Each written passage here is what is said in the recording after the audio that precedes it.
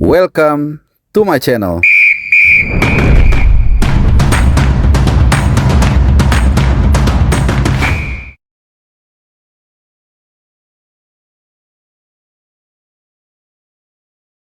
69 tahun yang lalu, Indonesia pernah mengukir sejarah di tanah yang saat ini gue injak, di Australia, di mana saat itu Indonesia menahan imbang Rusia atau dulu Uni Soviet 0-0 pada Olimpiade yang dilangsungkan di Melbourne. Meskipun berjarak cukup jauh dari kota saat ini gue berdiri, saat ini gue ada di Sydney dan di belakang gue persis adalah Opera House yang sangat terkenal.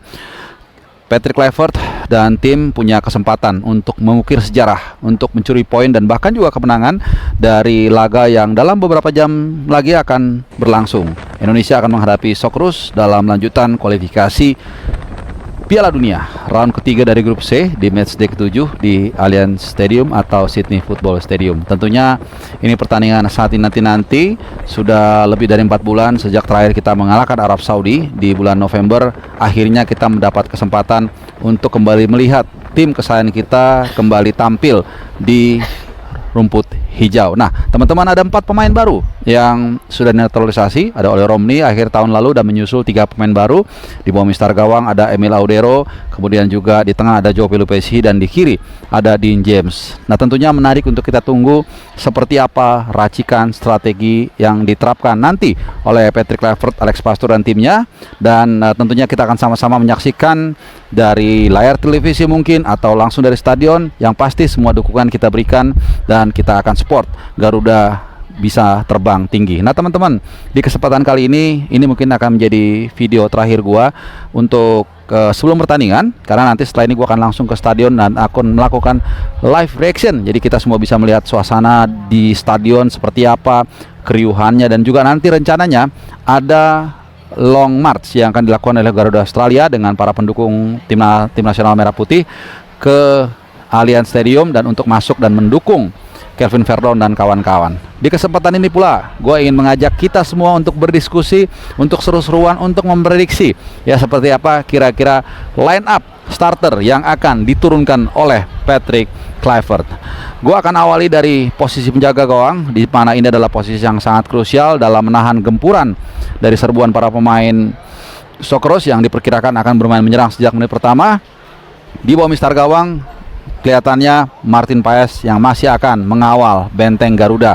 Martin Paes adalah penjaga gawang yang sangat luar biasa dan sudah bergabung dan juga membela Merah Putih di seluruh pertandingan round ketiga. Walaupun tentunya masih ada Emil Audero yang akan bertindak sebagai deputy.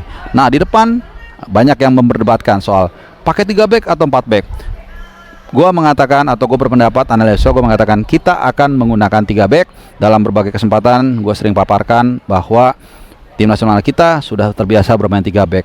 Para pemain pun rata-rata banyak yang di klubnya bermain 3 back kecuali Max Hilgers bersama Almere City. Dan kalau kita lihat pemanggilan pemain belakang yang dilakukan oleh Patrick Kluivert itu sampai 6 ya center back. Jay Itzes, kemudian ada Max Hilgers, Rizky Ridho, Justin Hapner, Muhammad Ferrari, Jordi Amat, bahkan juga Sandy Walsh. Terakhir di Yokohama Marinos banyak berperan sebagai center back.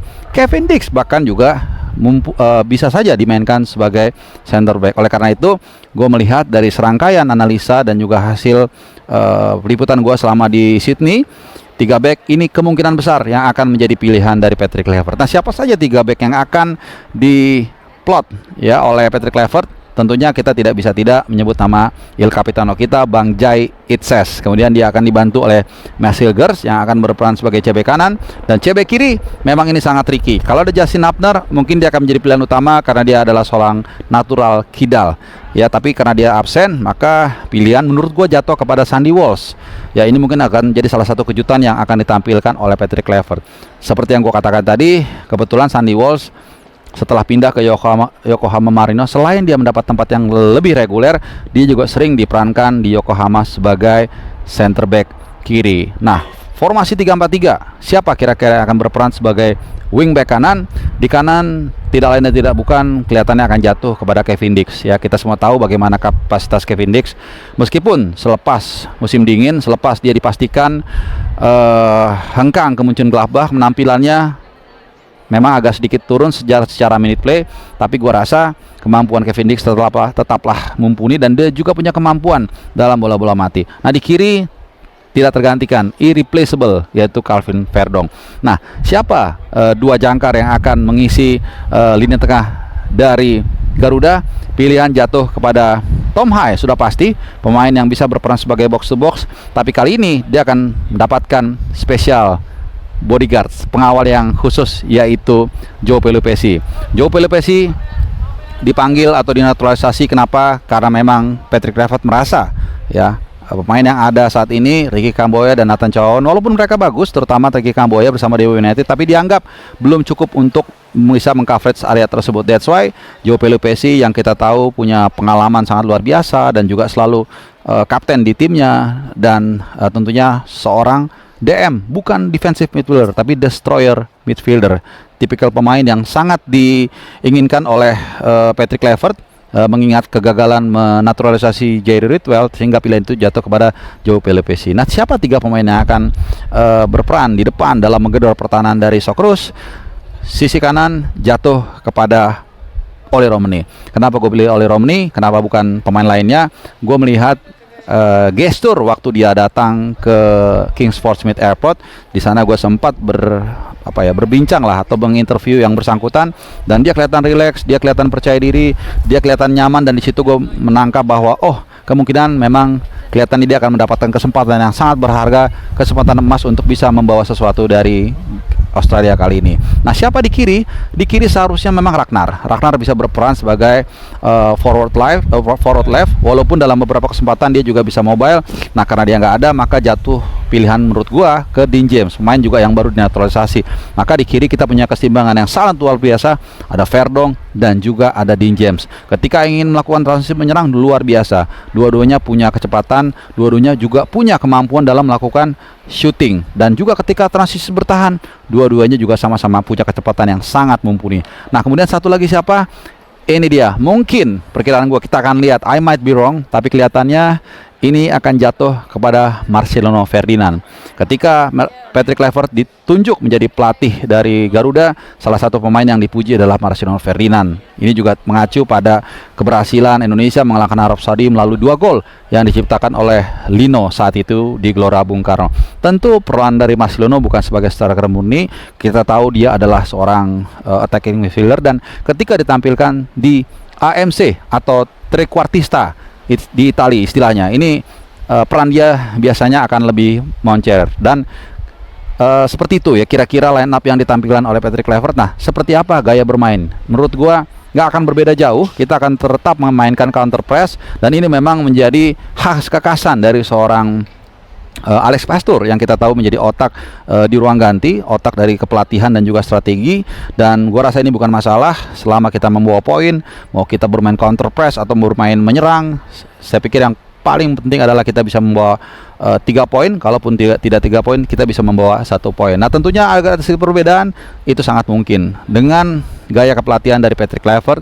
Bukan tidak mungkin, walaupun kita mengandalkan counter press, kita akan lebih bermain ball possession, kita akan lebih lama menguasai bola, dan ini tentunya untuk mencegah Australia juga bisa mendikte kita.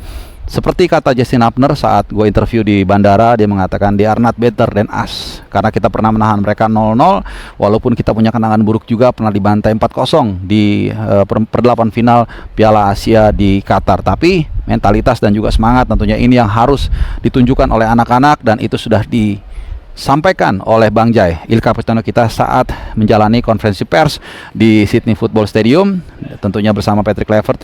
Dia mengatakan semangat dan juga motivasi untuk bisa membawa harum nama Indonesia, itulah yang harus ditularkan seluruh pemain, terutama pemain baru yang harus paham bahwa kita berada di persimpangan jalan. Dan bahkan dia juga menyinggung pertanyaan salah satu media yang mengatakan kalau kita bisa membawa 3 poin dari lawatan ke Sydney kali ini, maka dia akan merubah sepak bola Indonesia selamanya. Tentunya kita tidak lagi akan mengingat bahwa dulu 69 tahun yang lalu kita pernah menahan imbang 0-0 Uni Soviet. Dulu kita pernah enggak, tapi justru kita adalah present. Sekarang kita mudah-mudahan bisa berhasil mencetak sejarah, tapi kalaupun tidak berhasil, kalau katakanlah kita hanya membawa 1 poin, buat saya itu sudah lebih dari cukup. Tapi apapun hasilnya, bahkan kalah sekalipun, kita harus memberikan apresiasi, berikan semangat kepada mereka, kasih jempol, jaga jempol baik-baik, dan tentunya kita sambut mereka di Jakarta, di Indonesia, untuk menyambut